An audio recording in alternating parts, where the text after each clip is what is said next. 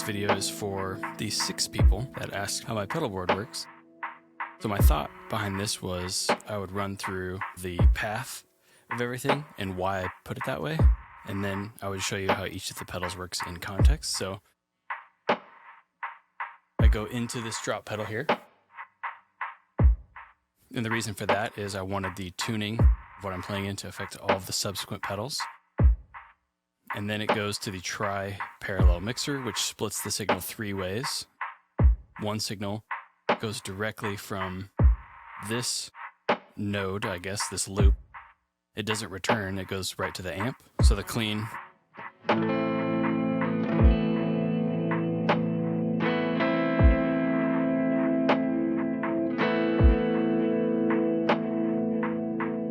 that goes right into the amp. The other two, this one is the SY1, so the reason I wanted to split them apart and not have the 2 synths in the same loop, I guess because the tracking is not that great, and so being able to have their own volumes and their own EQ, I thought that made more sense, and I would say that that's worked so far, so just give you an example here. Oh, this is the Enzo, sorry, not the SY1.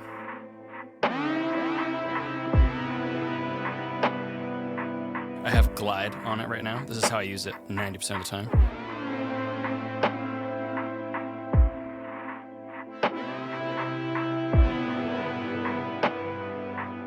And then here's the SY1 included.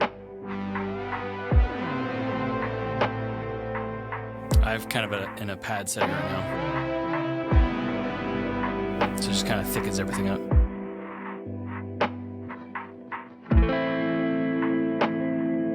The main output for this is the 2 synths. So the Enzo gets its own loop, the SY1 gets its own loop, and then the 2 loops get sent to a return in this thing. So if that doesn't make any sense, I don't really know how better to explain it, but basically if you've ever used an amp with an effects loop, it's like that, except there are multiple loops, and then I can set them wherever I want in here. So, and I'll get more into that in a second, but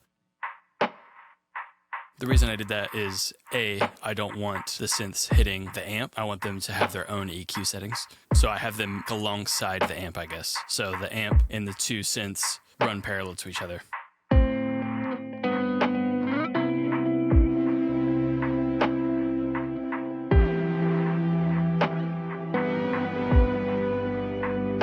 That's the idea anyways. This button is my, I guess, time effects loop button. So when it's off, there's no time-based effects on anything. I have this after the amp inside the GT1000 core. So what you're hearing right now is just the delay that I have set. Yeah, so let's go through the loop right now. I put the reverse first because sometimes if you put the reverse after any reverb, it can get weird. Lots of like volume fluctuation, so I put it after the delay, before the reverb.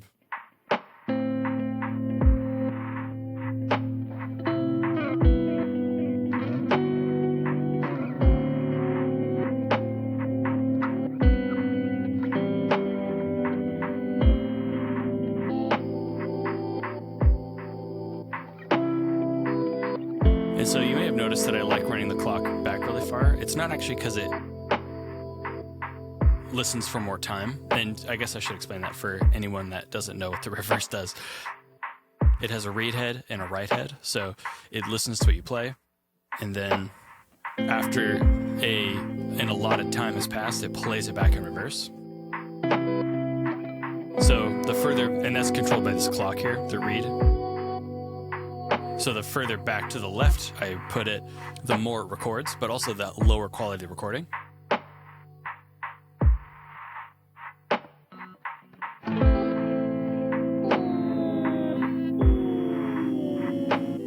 So this sound may be a little familiar if you've listened to a lot of my videos.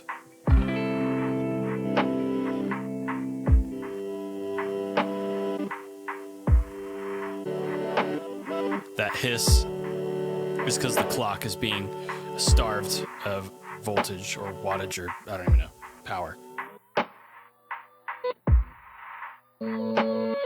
The speed knob controls the speed at which the playback occurs. that can also affect the quality. I usually do fifths up, an octave up, or an octave down. I don't really mess with the speed partway down because it can mess with your EQ a lot, but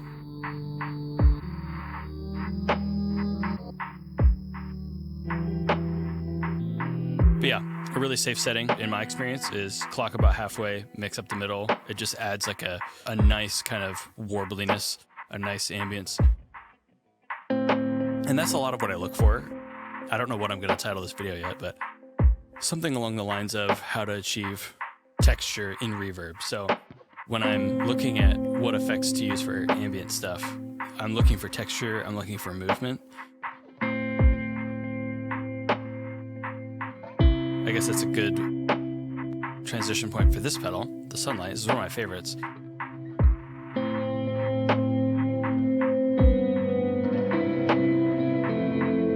It sounds kind of like a cocked wah or something, like it's got some resonance, some resonant frequencies.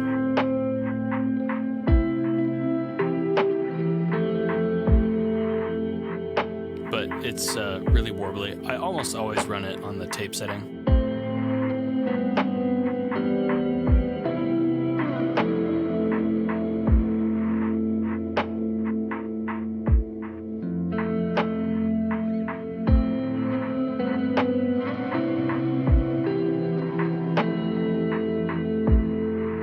One of the coolest features about Sunlight is it's a dynamic reverb, so when you play something new, it automatically replaces the reverb before. So if I have it set to infinite decay here, it doesn't get way too crazy because it'll just replace the thing before. So you can hear the trail here.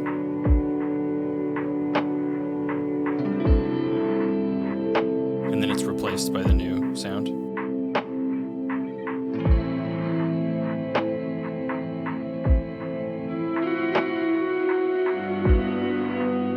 Yeah, very, very cool pedal. I just like a subtle warble on it.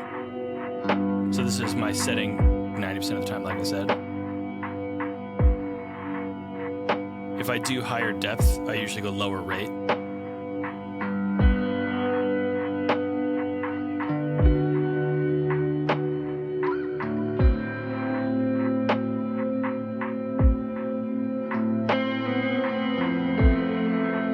Anyway, that's the Sunlight. It has two other modes. I don't mess with them a whole lot, but the pass mode is very cool.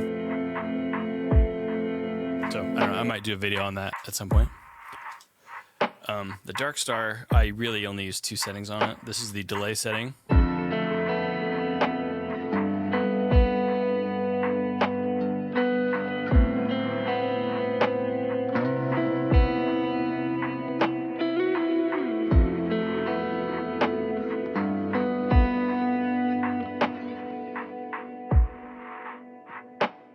Also a great sounding pedal, has a long pre-delay on it. They describe it on the website as a pad reverb, and it's easy to see why. It's not too thick, but it can get really long.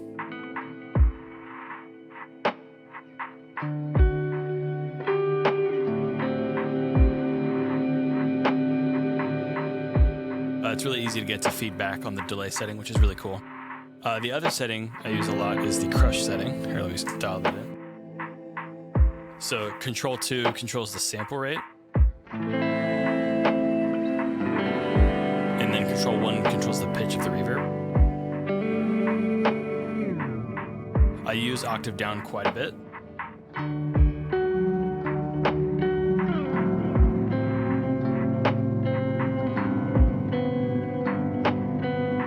For obvious reasons, it sounds dope.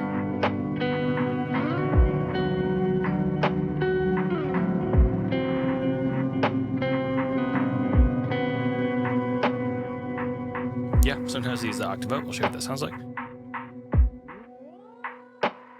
Usually with a lower mix, because it's pretty pokey once you get that octave up in there.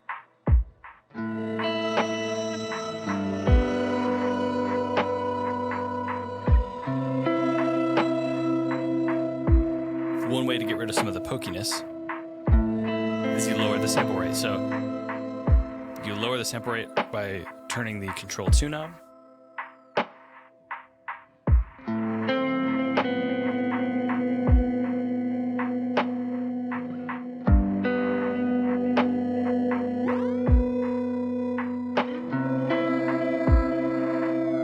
Yeah, you can dial in certain notes with the sample rate reduction to get it in the right key and stuff.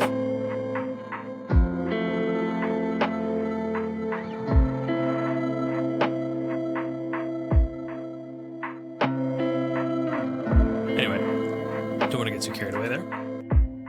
So, time for the walrus. Almost always I'm on the dream setting.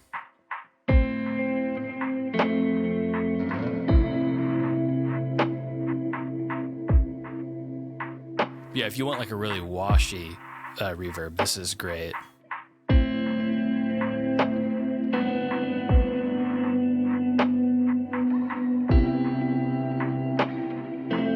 Yeah, it's got some nice warble to it.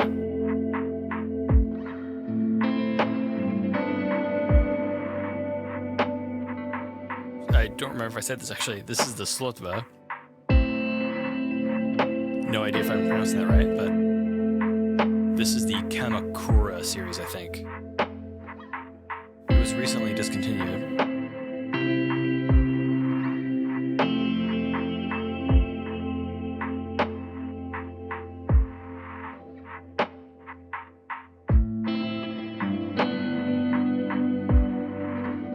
You can run this thing full mix.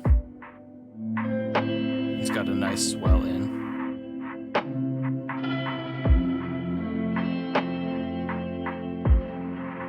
But that's about how I run it usually.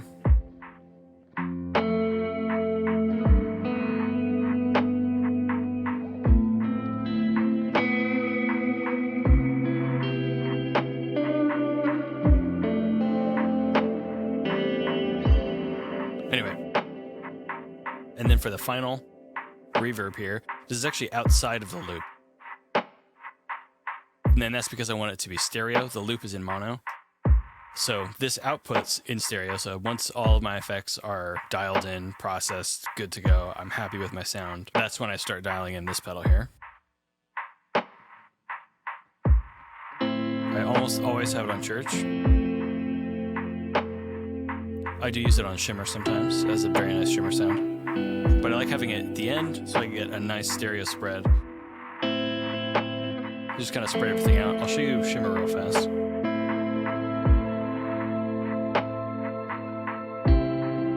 I think this is the best shimmer I've heard in a pedal. The tracking is so good.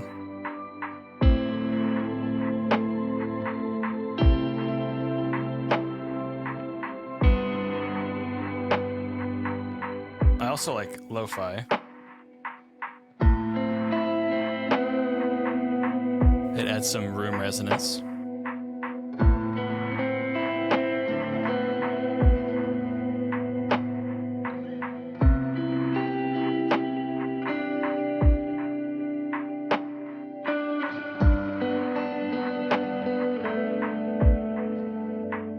Mod is pretty good too.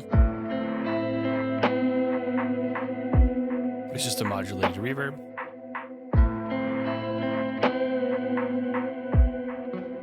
Great sounds. With all that being said, those are my pedals. I also use the doubler. Usually when I'm running something a little heavier, because like there's a couple songs where I go for more of a shoegaze rock kind of thing at the end, and I usually use that for that so I don't have to double track it. Let's get into how I approach sound design. So I'm usually going for kind of a pad, and inside that pad I want movement, because if you just have a really long reverb,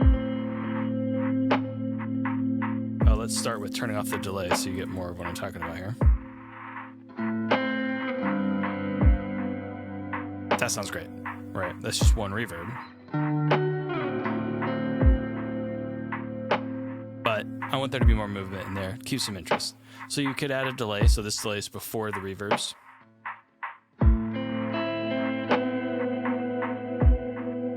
You can hear the sustain goes longer because the delay keeps feeding the reverb.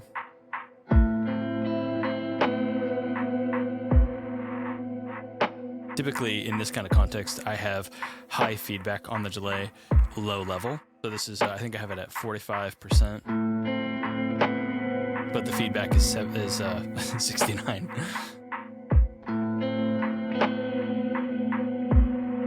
So that's one stage. But then let's say we want to throw a reverse in there, get some more movement.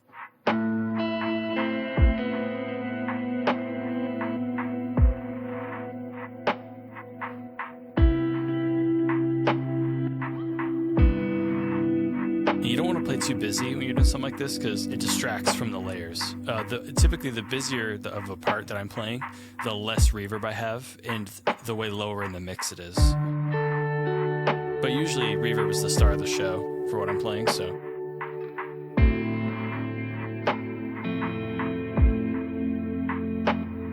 Spreading your notes out too on your chords, that helps a lot.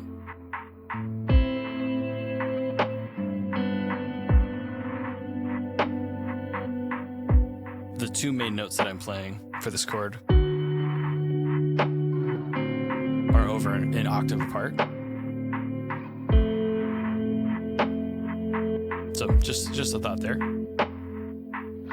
If I up the pitch of the reverse, I usually lower the mix because it pokes out a little too much sometimes. Yeah, you can see what I mean.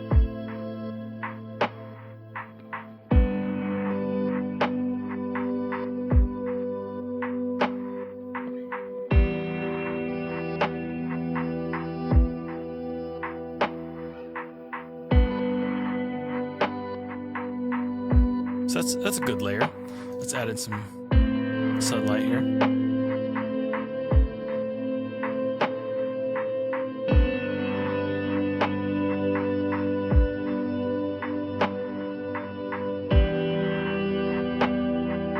Very nice.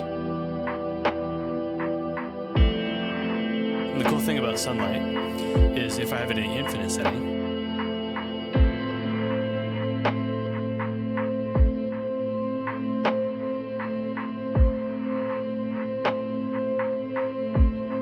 it'll just carry it.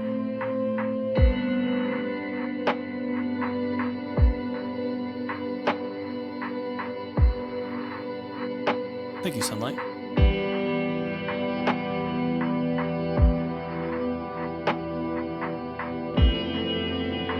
All right, let's add the dark star in there.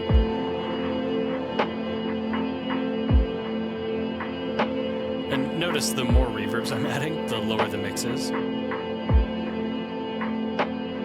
Just to keep it under control.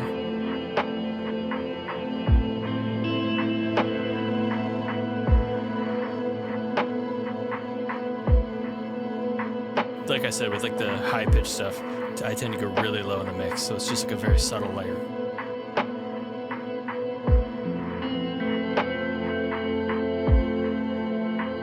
So let's do before and after here for this layer.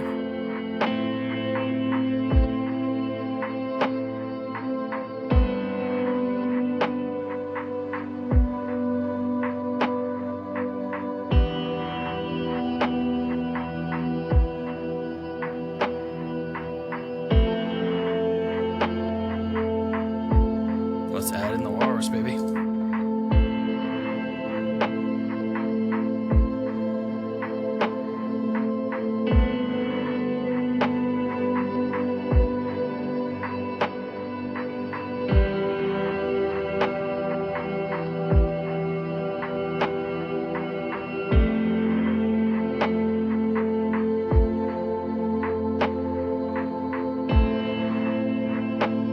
Let's add in the Enzo.